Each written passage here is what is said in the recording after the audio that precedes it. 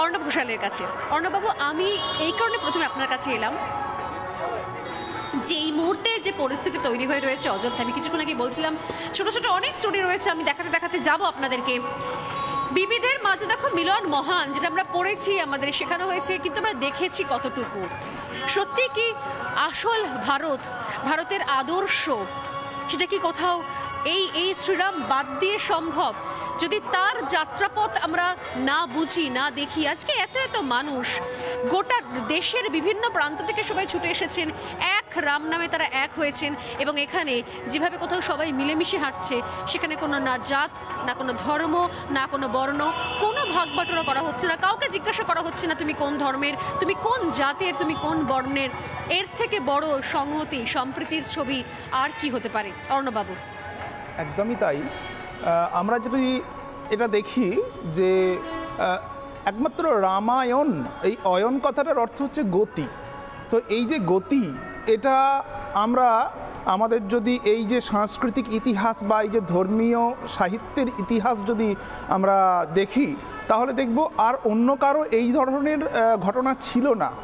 এই যে উত্তর থেকে শুরু করে দক্ষিণ পর্যন্ত যে যাত্রা, এর দ্বারাই যেন তিনি সমগ্র ভারতকে এক সুতোয় গেঁথেছেন, যেন তার উদ্দেশ্যটাই ছিল যে সমগ্র ভারতকে এক সুতোয় গাঁথা। দেখুন, একটা মালা যদি আমি দেখি, তো একটা মালাতে বিভিন্ন ফুল থাকে, কিন্তু সেই ফুলগুলোকে ধরে রাখে কে? একটা সুতো। একটা সুতো পারে বিভিন্ন ধরনের ফুলকে মালার মধ্যে রেখে তাকে সুন্দর করে মানুষের গলায় দিয়ে মানুষকে সুন্দর করতে। এই ক্ষমতাটা থাকে একটি সুতোর। তো সেই রকমই ভারতবর্ষের এই যে সূত্র, স্বামীজি তার বিভিন্ন বাণী ও রচনায় বিভিন্ন জায়গায় বলেছেন যে ভারতবর্ষের মূল সূত্র হচ্ছে ধর্ম। তো এই ধর্মকে যদি আমরা সূত্র করে নিই, তাহলে সমগ্র ভারতকেই কিন্তু এক করা সম্ভব। এটাই হচ্ছে ভারতবর্ষের মূল সূত্র। তো সেই সূত্রে যদি আমি রামকে সাক্ষাৎ ধর্মের প্রতিমূর্তি চিন্তা করি, ধর্মের প্রতিমূর্তি এই কারণে বললাম যে ধর্ম কথাটির অর্থ কি, যারা আদতে মনুসংহিতা নিয়ে বর্তমানে নানা রকমের কাটাছেঁড়া হয়, যারা জানে না যে মনুসংহিতা কী জিনিস, তারা মনুসংহিতাকে খুব বাজেভাবে নিন্দা প্রভৃতি করে, কিন্তু তারা কখনো পড়ে দেখেনি যে মনুসংহিতা আসলে কী। তো এই মনুসংহিতাতে ধর্মের বাস্তবিক স্বরূপ কী সেটা ব্যাখ্যা করা হয়েছে। সেখানে বলা হচ্ছে ধৃতি ক্ষমা দমস্তেয়ম শৌচম ইন্দ্রিয় নিগ্রহ ধীর বিদ্যা সত্যমক্রোধ দশকম ধর্মলক্ষণম। এই যে ধৃতি মানে ধৈর্য, ক্ষমা, দম অর্থাৎ ইন্দ্রিয় নিগ্রহ, অস্তেয় অর্থাৎ অচৌর্য, তারপরে ধৃতি ক্ষমা দম অস্তেয়ম শৌচম শুচিতা পবিত্রতা, ইন্দ্রিয় নিগ্রহ মনের যে নিগ্রহ, মনের শাসন, মনকে নিয়ন্ত্রণ করা।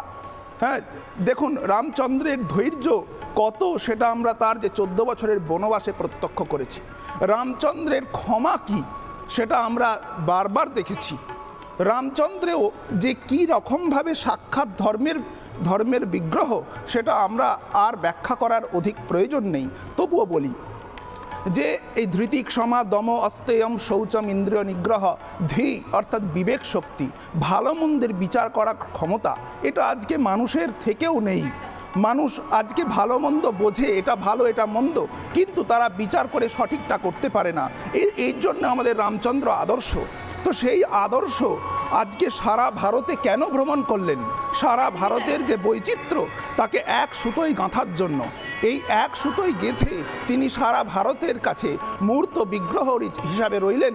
আজকে তার জন্যই আমরা দেখছি সারা ভারতের বিভিন্ন প্রান্ত থেকে বিভিন্ন মানুষ, বিভিন্ন সংস্কৃতি সম্পন্ন মানুষ, তারা শুধু রাম নামে এক হয়ে অযোধ্যায় চলেছে।